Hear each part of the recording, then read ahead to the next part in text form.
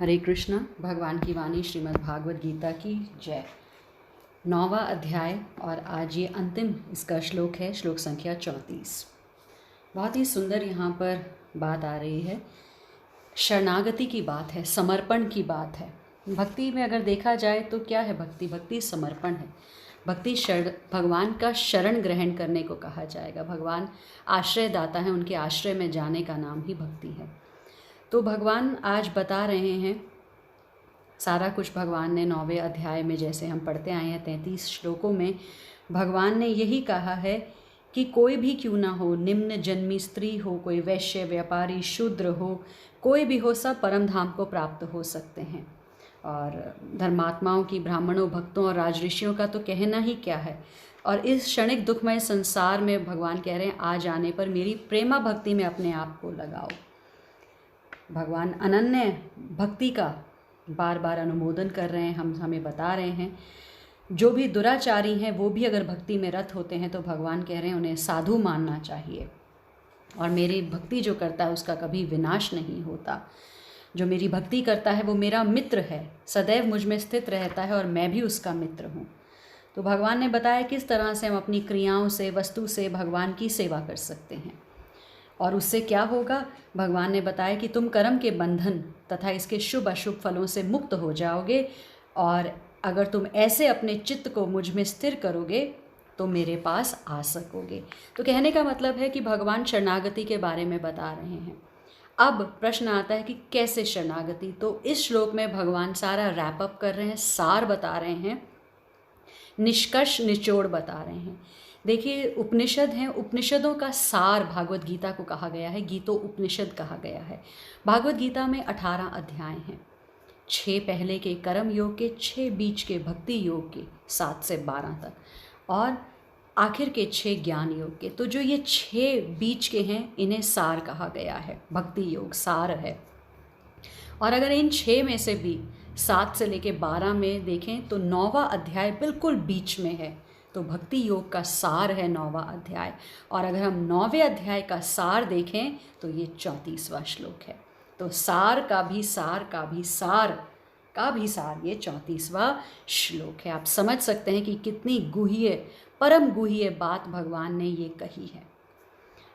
18वें अध्याय के अंत में भी भगवान 66वें नंबर श्लोक में कहते हैं, अहम त्वाम सर्व पापेभ्यो, कैसे मैं तुझे हर पाप से बचाऊंगा अगर तुम मेरी शरण में आओगे।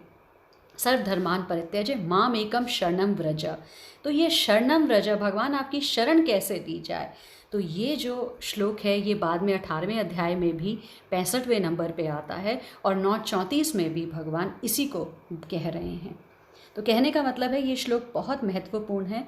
आप सभी से अनुरोध है कि इसे ध्यान से पढ़ें, सुनें, समझें और अपने जीवन में अगर इस तरह से इसे हम उतारेंगे तो जैसे भगवान कह रहे हैं तो अवश्य ही हम भगवान को प्राप्त होंगे। भगवान कहते हैं मेरी भक्ति में अनुरक्त होंगे।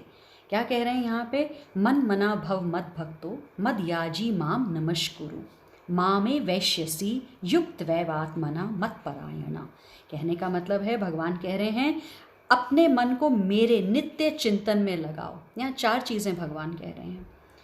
अपने मन को मेरे नित्य चिंतन में लगाओ, मेरे भक्त बनो, मुझे नमस्कार करो और मेरी ही पूजा करो।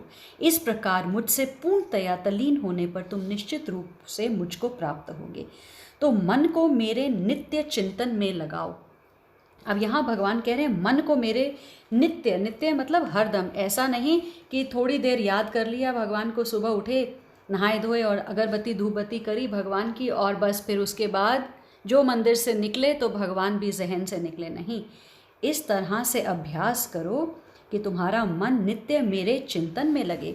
तो अगर आपको याद होगा 6ठे अध्याय में 34वें नंबर श्लोक में अर्जुन ने पूछ डाला था भगवान से कि भगवान ये मन चंचल है, अस्थिर है, उच्छृंखल है, हठीला है, अत्यंत बलवान है, मुझे इसे वश में करना वायु को वश में करने से भी अधिक कठिन लगता है।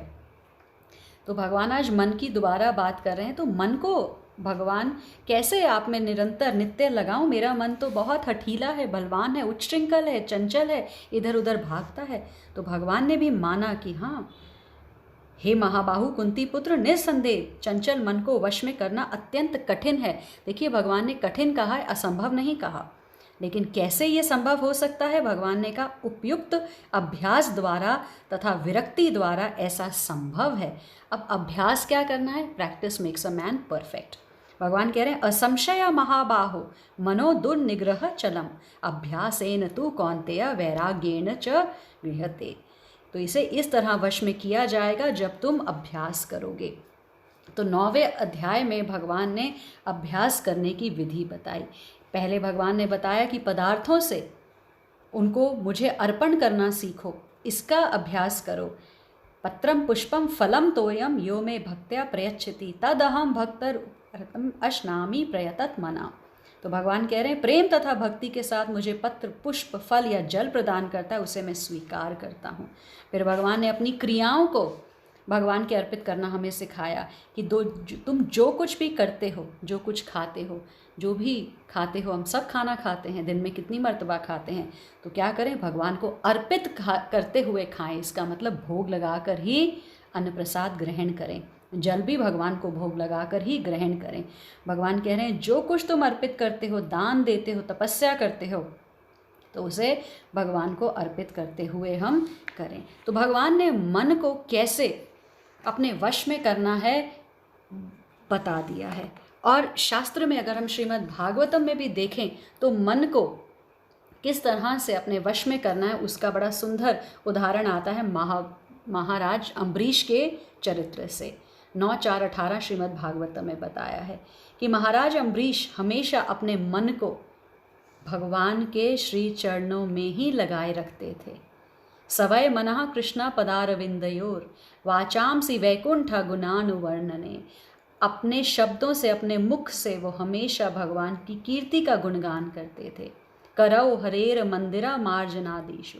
अपने हाथों से हमेशा भगवान के मंदिर का सफाई करते थे और अपने कर्णों से, कानों से हमेशा भगवान के दिव्य वचन, भगवान के निर्देशों, भगवान की हरि कथा, हरि कीर्तन को सुना करते हैं। तो कहने का मतलब है कि अगर हम अपनी इंद्रियों को भगवान की सेवा में लगाएंगे तो मन खुद ब खुद भगवान के श्री चरणों में आ जाएगा।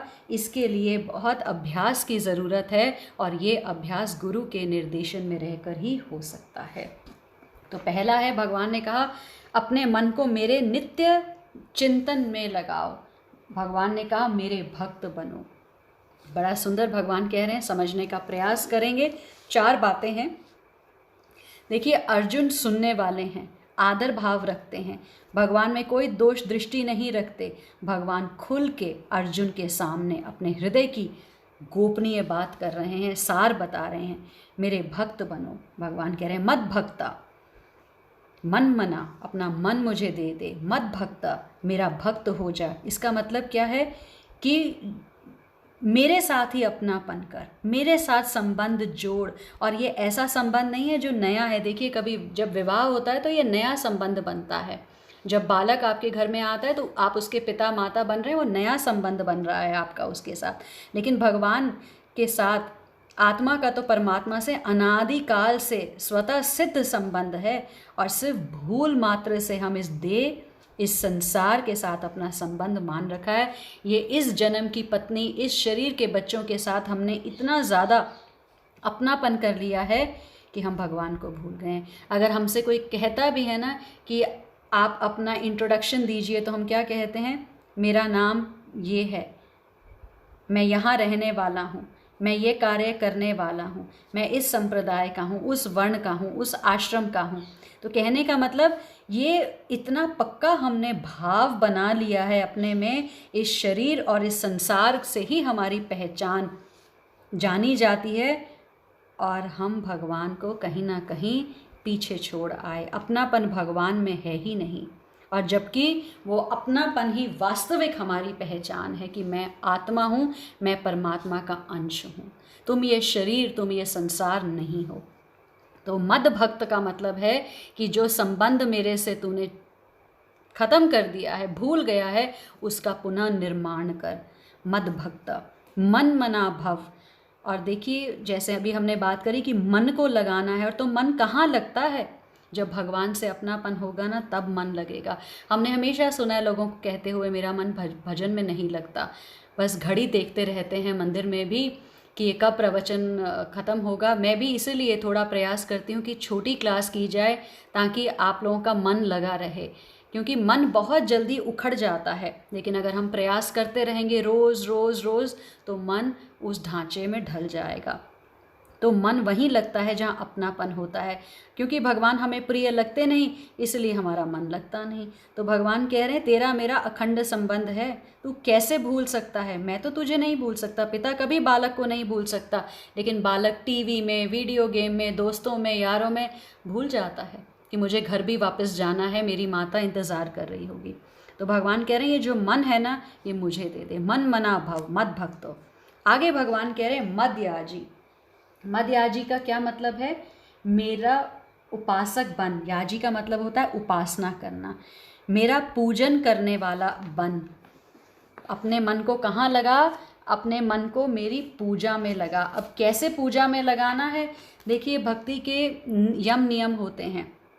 हमें बताया जाता है कि आप भक्तों के संग में भागवत गीता पढ़िए, आप जप कीजिए, आप अर्च विग्रहों की सेवा कीजिए, एकादशी का उपवास रखिए। ये कुछ नियम हैं जिसे करने से भगवान की हम सेवा कर सकते हैं। जैसे अर्च विग्रहों की सेवा करने के लिए आप कोई भी चित्रपट रखिए या अर्च विग्रह सेवन अपने घर में रखिए, छोटा सा मंदिर बना लीजिए, सुबह उठकर स्नान कीजिए, भगवान को उठाइए जिन्हें आप रात को शयन करवाते हैं, भगवान को भोग लगाइए, दूध का भोग, खीर का भोग सुबह सुबह लगाइए, भगवान की सुंदर मंगल आरती कीजिए, भगवान का अभिषेक कीजिए, भगवान को सुंदर अलंकारों से सजाइए, भगवान की आरती कीजिए, दर्शन आरती कीजिए, उन्हें पुष्प अर्पण कीजिए, सुगंधी से, अगरबत्ती से, दीप से भगवान की सुंदर आरती कीजिए। फिर अपना जो समय है वो आप श्रवण में लगाइए, कीर्तन में लगाइए, भगवान के प्रवचन में लगाइए, ग्रंथों के वितरण में लगाइए। तो कहने का मतलब है इस तरह से भगवान की पूजा होती है।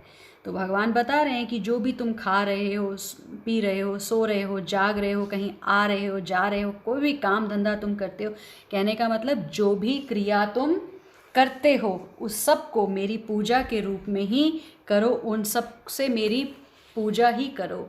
यत् करोषि यद अश्नासि यद जुहोसि ददासि यत् तपस्यसि कौन्ते तत्कुरुष्व मद अर्पणम।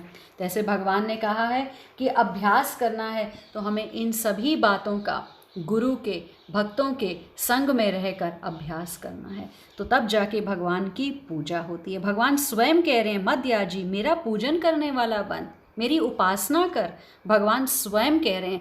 क्यों? क्योंकि इसी से जब हम अपनी इंद्रियां भगवान के मंदिर के मार्जन में लगाएंगे, अपने मुख से भगवान की कीर्ति का गुणगान करेंगे, कानों से भगवान के गुणगान को सुनेंगे, कथा का श्रवण करेंगे, जब इंद्रियां लगेंगी तो मन भगवान में लगेगा। तो सारी कहानी ही इस चंचल मन की है।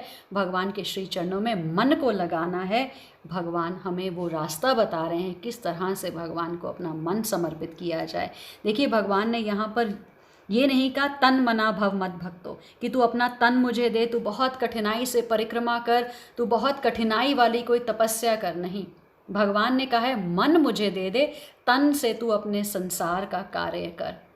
जो भी तेरी नियत कर्म है, प्रिस्क्राइब ड्यूटीज़ हैं, तू तन से उनको कर।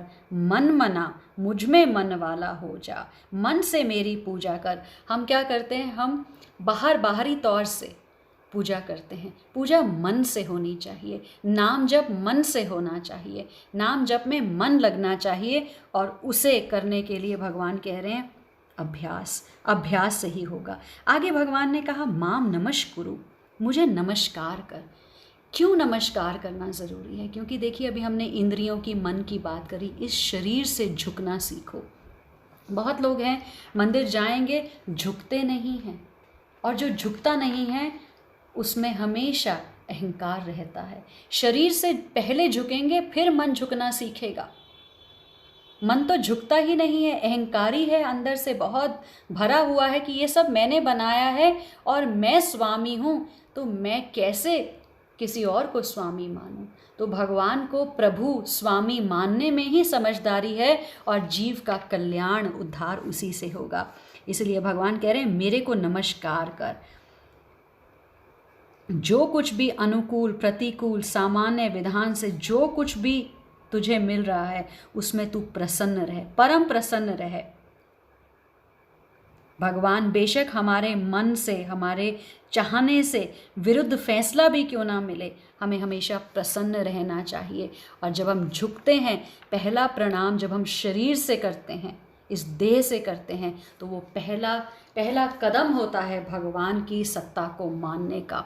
और फिर भगवान के विधान से जो भी मनुष्य को प्राप्त हो उसे स्वीकार करना ही शरणागति है। उसी को भगवान के शरण होना कहते हैं। तो भगवान यहाँ पहले तन से और फिर मन से झुकना सिखा रहे हैं। तो जो मनुष्य हानि और परलोक के भय से भगवान के चरणों में पड़ता है, वो असल में भगवान की शरण में नहीं होते। वो तो वास्तव में क्या करते हैं, अपने सुख और सुविधा के ही शरण होते हैं, भगवान की शरण नहीं। यहाँ भगवान अपनी शरण की बात कर रहे हैं।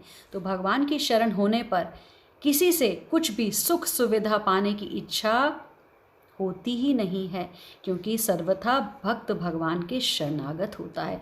और जब तक सुख सुविधा पाने की इच्छा होती है तब तक शरणागति नहीं है, तब तक तो वो सौदेबाजी है। क्योंकि जब तक कुछ भी ऐसी सुख सुविधा हम चाहते रहेंगे तब तक हमारा अस्तित्व बना रहेगा, स्वतंत्रता मानते रहेंगे। और शरणागति का मतलब क्या होता है, असहाय अवस्था में जैसे बच्चा पुकारता है। देखिए, अगर आप बीच समुद्र में गोते खा रहे हैं और तब भी आप अहंकार के जैसे सोचें कि मेरे पास तो बहुत पैसा है, मैं क्यों बचाओ बचाओ की गुहार लगाऊं, तो कहने का मतलब जब आप अपने आप को स्वतंत्र अस्तित्व मानते हैं अपना, तभी तक आप गुहार नहीं लगाते, हाथ नहीं खड़े करते, और उस अहंकार की वजह से बीच समुद्र में ही बेशक आप डूब जाएं। लेकिन समझदार व्यक्ति क्या करता है, उसे पता है कि मेरा स्वतंत्र अस्तित्व मेरे काम आने वाला नहीं है, कोई पैसा कोई जान पहचान काम आने वाली नहीं है, मैं डूब रहा हूँ, मुझे गुहार लगानी है, असहाय अवस्था में हूँ, मुझे दोनों हाथ खड़े करके उस परम पिता परमात्मा को पुकारना है। ऐसे ही भक्त को पता है कि ये जो कुछ है ये विधान से आ रहा है, भगवान की कृपा से आ रहा है, अनुकूल प्रतिकूल। तो इसलिए भगवान कह रहे हैं कि वास्तव में मेरे चरणों में शरणागत कौन है, वही है जो अपनी कोई योग्यता नहीं रखता और भगवान की ही मर्जी में अपने मन को मिला देता है। कहते हैं ना, तेरी रज़ा में राज़ी, बस इसी रज़ा में मज़ा है, वही शरणागति है। तो उसमें मेरे से नहीं, प्रत्युत संसार मात्र से भी अपनी सुख सुविधा सम्मान की गंध मात्र भी इच्छा नहीं रहती। भगवान कहते हैं जिसमें इच्छा नहीं रहती वही शरणागत है। क्योंकि अनुकूलता और प्रतिकूलता का ज्ञान जब हो जाता है तो इसका असर नहीं पड़ता भक्त पर, क्योंकि उसे पता है कि भगवान द्वारा कोई भी परिस्थिति, कोई भी घटना जो भी घटती है, उस घटना में कुछ विशेषता है, भगवान की कृपा है। तो जब ये ज्ञान हो जाता है तो वो उसे दो रूप में नहीं देखता कि ये अनुकूल आ रहा है या प्रतिकूल आ रहा है, वो उसे एक ही रूप में देखता है। वो उस कैसे देखता है, हरि कृपा, ये भगवान की कृपा है, ये भगवान की मुझ पर दया है। वो अनुकूल और प्रतिकूल नहीं देखता। वो ये नहीं कहता कि भगवान मुझसे क्या ऐसा अपराध हो गया जो तुम मुझे इतना दुख दे रहे हो, नहीं, कभी नहीं कहता। वो भगवान की कृपा ही देखता है। तो भगवान का जो कुछ भी किया हुआ है, जो विधान से, बेशक वो शरीर के अनुकूल हो प्रतिकूल हो, कैसी भी कोई भी घटना घटे, उसको वो भगवान का प्रसाद मानकर परम प्रसन्न रहता है। इसलिए भगवान कह रहे हैं माम नमस्कुरु। जब हम नमस्कार पहले तन से और मन से फिर करना सीख जाते हैं तो फिर क्या है, प्रतिकूल से प्रतिकूल घटना भी घटती है तो उसे भगवान की विशेष कृपा मानता है और उसमें उसकी कोई भी किसी भी तरह की नाराज़गी नहीं होती। ये हमें समझना है। वो मेरा किया हुआ शुद्ध विधान है, इसे जो मानता है बस वो फिर परम प्रसन्न हो जाता है। इसलिए भगवान कह रहे हैं माम नमस्कुरु। भगवान चाहते हैं कि हम इन द्वंद्वों से मुक्त हो जाएं, प्रतिकूल आए अनुकूल आए हम उसे हरि कृपा के रूप में ही देखें। इसी को शरणागति कहा जाता है, इसी को समर्पण कहा जाता है। और ये कब आता है, जब हम अपना मन भगवान को देते हैं, जब हम भगवान के भक्त बनते हैं, जब मध्याजी भगवान की उपासना करते हैं, जब हम भगवान को नमस्कार करते हैं। तो वो किसी से कोई द्वेष नहीं रखता कि जो प्रतिकूल घटना हुई उसमें कौन निमित्त बना, कुछ नहीं, कौन मनुष्य उस घटना में किस तरह से क्या रोल अदा करता है। वो कहता है कि ये सब मेरे प्रभु का है, वो सब में प्रभु को देखता है और भगवान के विधान को मानता है। तो ऐसे भगवान कह रहे हैं तुम्हारा मंगल होगा। और भगवान हर प्राणी के सुहृद हैं, सबके हृदय में बैठे हैं। तो इसीलिए भगवान के श्री चरणों में आने का आदेश भगवान दे रहे हैं और प्रत्येक विधान में परम प्रसन्न रहे, इसलिए भगवान ये हमें सिखा रहे हैं। बहुत सुंदर भगवान बता रहे हैं। देखिए, भगवान हमें पुरस्कार दें, चाहे हमें दुत्कारें, चाहे जो कुछ भी करें, चैतन्य महाप्रभु सिखा रहे हैं कि भक्त की परम प्रसन्नता उसी में है। भक्त के मन में ये नहीं आता कि मेरे अनुकूल ही भगवान फैसला दें। तो कहते हैं प्रभु जो आपने करना है आप कीजिए, आपकी रज़ा में मैं राज़ी हूँ। उसका कारण है क्योंकि जब ज्ञान हो जाता है ना तो समझ में आता है कि मैंने न जाने किस किस जन्म में, किस किस परिस्थिति में भावावेश में आकर, उस परिस्थिति के अधीन होकर क्या क्या कर्म किए हैं और उन संपूर्ण कर्मों से सर्वथा रहित करने के लिए हे प्रभु आपने ये विचित्र विधान रचा है।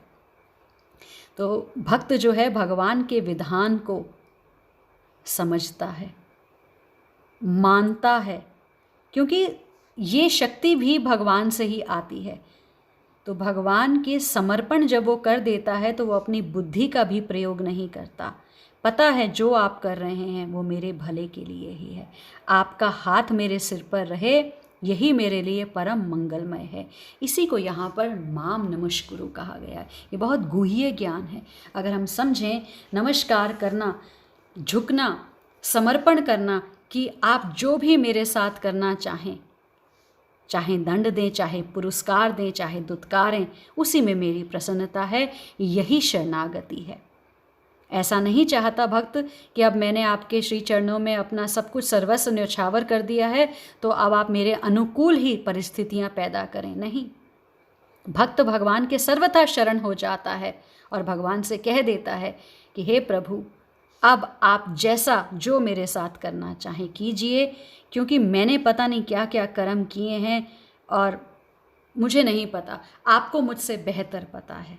तो अपने आप को भगवान को सर्वस्व सौंप देना ही आज भगवान हमें सिखा रहे हैं। आगे बड़ा सुंदर भगवान कह रहे हैं।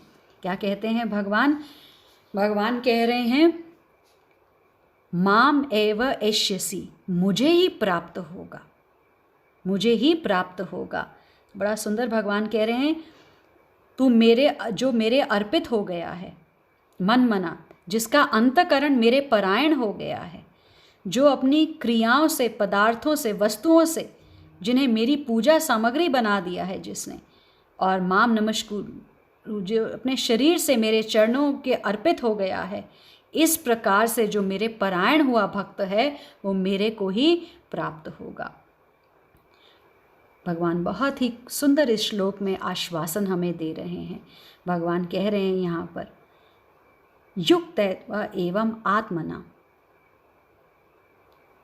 अपने आप को मेरे में लगाकर। यहाँ कहने का तात्पर्य है कि हमें ये भाव जो हमने इस संसार, इस देह के साथ अपनापन किया हुआ है, इस चेतना को बदलकर ये कहना कि हाँ मैं भगवान का अंश हूँ। देखिए भागवत गीता में भगवान कह रहे हैं तुम मेरे अंश हो। जब जीव अपने अंदर ये धारणा कर लेता है कि हाँ मैं भगवान का अंश हूँ, जैसे भगवान कह रहे हैं, और जब वो अपने भाव का परिवर्तन कर लेता है, अपने शरीर, इंद्रियां, मन, बुद्धि, वस्तु जो कुछ उसके पास है, अपनी सभी क्रियाओं, ये सब के सब वो जब भगवान में लगा देता है, इसी का नाम शरणागति है। और भगवान कह रहे हैं ऐसे शरणागति होने पर मेरी ही प्राप्ति होगी, इसमें संदेह नहीं है। तो 4 बातें आज भगवान हमें करने के लिए कह रहे हैं और आश्वासन दे रहे हैं कि तुम निश्चित रूप से मुझको प्राप्त होगे।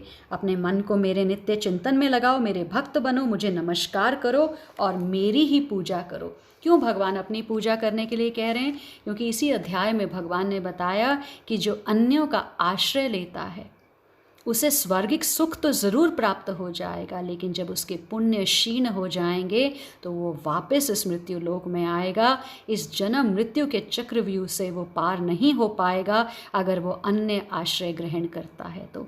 और अगर वो भगवान की पूजा में लगता है तो भगवान क्या कह रहे हैं, तो फिर पक्की बात है, मेरी प्राप्ति में कोई संदेह नहीं है। और जहाँ भगवान के सिवाय हमने दूसरे की कामना की, दूसरे का आदर, दूसरे को महत्व दिया, अपनी बुद्धि वहाँ लगाई, तो फिर हमारा मनुष्य जीवन जो है वो खराब हो जाएगा। ये जीवन बड़ी मुश्किल से, दुर्लभ मनुष्य जीवन है, बड़ी कठिनाई से मिलता है। इसे अपना अंतिम जन्म बनाए। भगवान ने यहाँ एक और शब्द कहा है, मतपरायण। मतपरायण का मतलब है मेरी मर्जी के बिना कुछ भी करने कराने की किंचन मात्र भी इच्छा ना रहे, भगवान के हाथ का खिलौना बन जाए।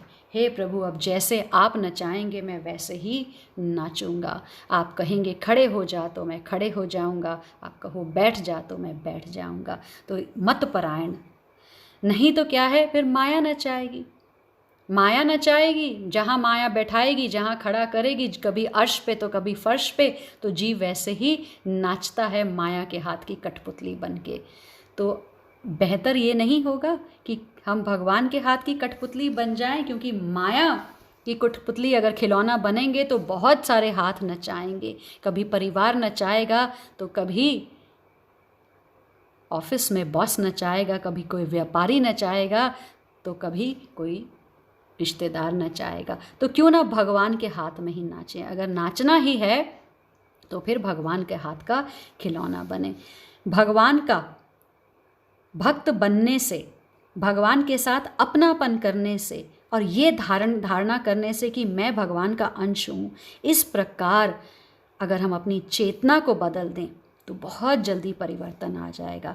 जब तक हम संसार के बने रहेंगे, संसार के साथ अपनापन करेंगे, परिवार के साथ, देह के साथ, और इन्हीं के साथ अपना संबंध, मैं इसी परिवार का हूँ, मैं इसी कुल का हूँ, मैं इसी समाज का हूँ, मैं इसी देश का हूँ, मैं इसी वर्ण का हूँ, इसी आश्रम का हूँ, अगर ये चेतना रही तो फिर बहुत मुश्किल हो जाएगा। और अगर हम अपना भाव, अपनी चेतना को बदल के भगवान के साथ जोड़ दें तो बहुत जल्दी परिवर्तन हो जाएगा। फिर भगवान में मन लगेगा, फिर भगवान का पूजन होगा, फिर भगवान के विधान में ही प्रसन्नता होगी, जो भगवान इस श्लोक के माध्यम से हमें बता रहे हैं। तो अगर ये 4 बातों से शरणागति हम ले लें तो ये पूर्ण शरणागति है। इसमें मुख्य जो बात है वो है भगवान का भक्त बनने की, क्योंकि जो स्वयं ही भगवान का भक्त हो गया, फिर उसका मन, बुद्धि, कोई पदार्थ, कोई क्रिया अपने नहीं रहेंगे, शरीर भी अपना नहीं रहेगा। तेरा तुझको अर्पण क्या लागे मेरा। तो समझना है कि इस भौतिक दृष्टि में जो हम अपनी कहते हैं ये चीज़ मेरी है, और वो सब उत्पन्न और नष्ट होने वाली हैं, परिवर्तनशील हैं, तो अपनी कोई भी चीज़ नहीं रहेगी, सब कुछ भगवान का है। कहने का मतलब जहाँ जहाँ हमने आसक्तियाँ डाल रखी हैं ना, वो आसक्ति वहीं छूट जाएगी, मिट जाएगी, अगर हम स्वयं को भगवान का मान लेंगे। तो बहुत सुंदर श्लोक है ये, बड़ा गहन रहस्य है, इसमें हम समझने का प्रयास करें। तो मुख्य बात है भगवान के भक्त बनने की, और आसक्ति इन चीज़ों से उठाकर, क्योंकि ये गलती जो है आसक्ति यहाँ लगाई है उसी वजह से है। तो मनुष्य संसार के साथ कितनी भी अपनी एकता मान ले, संसार को कभी नहीं जान सकता। ऐसे ही शरीर के साथ भी वो कितना ही अपनापन मान ले, वो शरीर के साथ एक नहीं हो सकता, जान नहीं सकता। शरीर और संसार से अलग होकर ही उसे जाना जा सकता है, और परमात्मा से एक होकर ही परमात्मा को जाना जा सकता है। तो जब हम संसार से मैं मेरा हटाकर भगवान में मैं मेरा समर्पित कर देंगे, तब जाकर हमें समझ में आएगा, हम भगवान को समर्पित हो पाएंगे। जब समझेंगे कि मेरे में कोई मान्यता, कोई योग्यता कुछ नहीं है, तब जाके ये जो मैं मेरा हमने संसार के साथ किया हुआ है ना, ये छूटेगा, और मैं तेरा तुझको अर्पण, तब ये भाव आएगा। बस भाव बदलना है, जो मैं मेरा संसार के साथ है उसे हमने भगवान के साथ संबंध बनाना है। तो ये शरीर का जो सुख दुख हमने अपना सुख दुख मान लिया है, ये हमारे अस्तित्व का हमें भान नहीं होने देता। हमें भगवान के साथ अपना जो अस्तित्व है, स्वतः है, हम सिद्ध हैं, जो एकता है वो अनुभव नहीं होने देता। हमारा अपना कोई अलग अस्तित्व नहीं है, हम आत्मा है और आत्मा परमात्मा का अंश है। ये तब तक नहीं भान होगा जब तक हम इस संसार संबंध को त्यागेंगे नहीं। और त्यागा कैसे जाएगा? एक पुरानी टूटी फूटी साइकिल कैसे छूटेगी? जब मुझे कोई एक सुंदर सी गाड़ी दे देगा। कहने का मतलब है निचला स्वाद तभी छूटेगा जब मुझे ऊपर का स्वाद मिलेगा। ये देह आसक्ति तभी छूटेगी जब मुझे भगवत भक्ति मिलेगी। तो भगवत भक्ति भगवान आज बता रहे हैं कैसे। और कलयुग केवल नाम आधारा, कलयुग में सिर्फ नाम सिमरन करने से हमारी सभी प्रकार की आसक्तियाँ जो इस देह में, इस संसार में लगी हुई हैं, वो अपने आप छूट जाएंगी। नाम रूपी ये चाकू कह लीजिए जिससे ये सारी आसक्तियाँ काटी जा सकती हैं। कुल्हाड़ी होती है ना, जैसे काटते हैं, तो वैसे ही नाम के रूप से कुल्हाड़ी से हम ये सारी आसक्तियाँ काट सकते हैं, ये सब जंजाल काट सकते हैं। तो ये समझना है, यहाँ पर यही भगवान बता रहे हैं। भगवान के परायण होने का आज यहाँ पर भगवान हमें निर्देश दे रहे हैं। भक्ति रसामृत सिंधु में रूप गोस्वामी हमें बताते हैं, 2 ही श्लोक अगर हम समझ लें तो हमें समझ में आ जाएगा कि क्या है भक्ति, क्या है। भक्ति का अर्थ ही ये है कि अपनी सारी इंद्रियों को भगवान की सेवा में लगा देना। सर्वोपाधि विनिर्मुक्तम, हर तरह की भौतिक उपाधियों से, मैं ये हूँ, शरीर हूँ, मैं इस समाज का हूँ, जैसे हमने पहले बात की है। सर्वोपाधि विनिर्मुक्तम, हम समझ जाएं कि सब शरीर की उपाधियाँ हैं, मन तो मेरा भगवान में लगे क्योंकि मैं अंश तो भगवान का ही हूँ। और फिर अपनी सभी इंद्रियों को वो भगवान की सेवा में लगा दे। और जब जीव आत्मा ऐसी सेवा भगवान की करता है तो उससे 2 प्रकार के उसे फ़ायदे होते हैं। क्या? एक तो भौतिक आसक्ति उसकी छूटती है और उसकी जो इंद्रियां हैं वो पवित्र होती हैं, और पवित्र इंद्रियों से भगवान की सेवा हो सकती है। सर्वोपाधि विनिर्मुक्तम तत्परत वे निर्मलम, तो निर्मल हो जाएंगी इंद्रियां। जैसे हमने कहा कि पानी की बूंद जब निर्मल होगी तभी वो पी जा सकती है। तो जब इंद्रियां भगवान की सेवा करके निर्मल होंगी तो वो भगवान के ही परायण हो सकती हैं, भगवान की सेवा में काम आ सकती हैं। ऋषिकेन ऋषिकेश सेवनम भक्तिर उच्यते, तो इसे भक्ति कहा जाता है। और भक्ति रसामृत सिंधु में आता है, अन्य अभिलाषिता शून्यम ज्ञान कर्मादि अनावृतम अनुकूलेन कृष्णानुशीलनम भक्तिर उत्तमा। तो भक्ति क्या है, कब प्रदर्शित होती है? जब हम हर भौतिक इच्छा से परे हो जाते हैं, जब हम ज्ञान और कर्मों के भी आवरण से परे हो जाते हैं, और जब हम भगवान की सेवा उसी तरह से करते हैं जिस तरह से भगवान चाहते हैं। अनुकूलेन कृष्णानुशीलनम भक्तिरुत्तमा, वो उत्तम भक्ति है। तो आज भगवान वही तो बता रहे हैं, उत्तम भक्ति तो बता रहे हैं कि ये करो, तो हम वो करें जो भगवान चाहते हैं, फिर वही होगा जो हमारे लिए अच्छा है। हम अपने मन की करते हैं तो फिर विधान से जो आता है हमें वो रास नहीं आता। भगवान की करें, भगवान के मन से करें, जो भगवान बता रहे हैं, तो फिर सब रास ही रास आएगा। मन मना भव मत भक्त, तो भगवान कह रहे हैं अपने मन को मेरे नित्य चिंतन में लगाओ। ये उत्तम भक्ति है जो भगवान बता रहे हैं। मेरे भक्त बनो, मुझे नमस्कार करो, मेरी ही पूजा करो। तो भगवान ये बता रहे हैं आज। ऐसा नहीं है कि भक्तों के जीवन में दुख नहीं आते, आएंगे, दुख आएंगे, कर्मों से दुख आएंगे, लेकिन क्या है कि जैसे एक समझदार व्यक्ति अगर उसने आज का वेदर फोरकास्ट देख लिया है कि आज बारिश होने के संभावना है तो वो छाता लेकर जाता है। तो ऐसे ही जिस भक्त को पता है कि इस मनुष्य जीवन में दुखों की आने की पूरी संभावना है, जैसे सुख आ रहे हैं दुख भी आएंगे, तो वो छाता लेके जाता है। और वो छाता किसका है? क्या छाता है? वो हरि नाम का छाता है। तो हरि नाम का छाता भक्त सदैव अपने साथ रखता है, और वो हरि नाम के छाते की वजह से ही वो दुख की बारिश उसे उतना प्रभावित नहीं कर पाती है। और जिसके पास ये छाता नहीं है वो भीग जाता है, वो दुखों में ऐसा भीगता है कि वो भगवान की तरफ से विमुख हो जाता है। भक्त हमेशा हरि नाम, हरि चर्चा, हरि कथा, गुरु के आशीर्वाद का, भक्तों के संग का, भक्ति के यम नियमों का हमेशा सहारा लेकर चलता है, तो वो हमेशा बचा रहता है। श्रील प्रभुपाद बड़ा सुंदर कहते हैं कि एक बालक अगर किसी सुंदर स्त्री की गोद में भी दे दिया जाए तो वो रोता है, कितनी ही स्त्रियों की गोद में उसे बार बार बिठाया जाए तो वो रोता है। वो चुप तभी होता है जब उसे उसकी माता की गोद में बिठाया जाता है। तो इसी तरह से एक जीव आत्मा भी इस संसार में कितने भी दरों पर भटक ले, कितने ही शरीर धारण कर ले, सुख प्राप्ति के लिए कितने भी मन चाहे प्रयास कर ले, उसे तब तक सुख नहीं मिलेगा जब तक वो अपनी माता की गोद में नहीं आ जाता। और अपनी माता कौन है? भक्ति है। अपनी माता कौन है? अपने भगवान के श्री चरण हैं।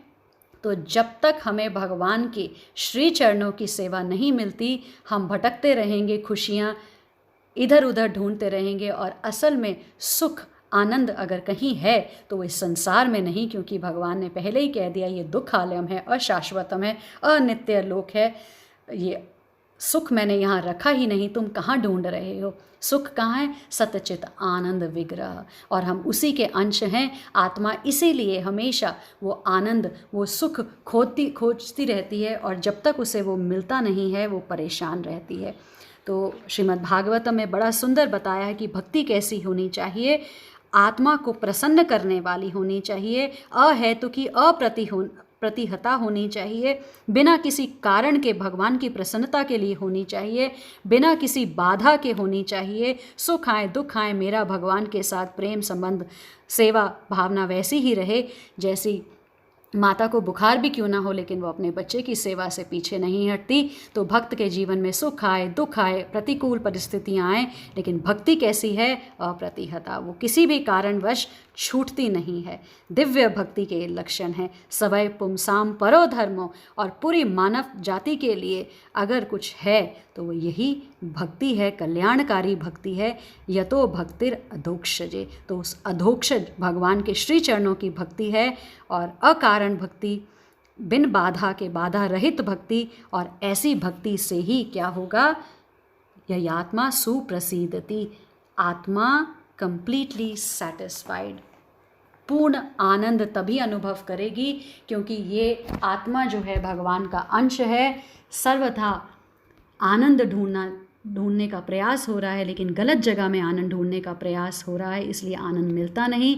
आनंद है जब अंश को पूर्ण अंश के साथ मिला दिया जाए, आत्मा को परमात्मा की सेवा में लगा दिया जाए, और तरीका आज भगवान ने बता दिया है। आप सभी का बहुत बहुत धन्यवाद। हरे कृष्णा।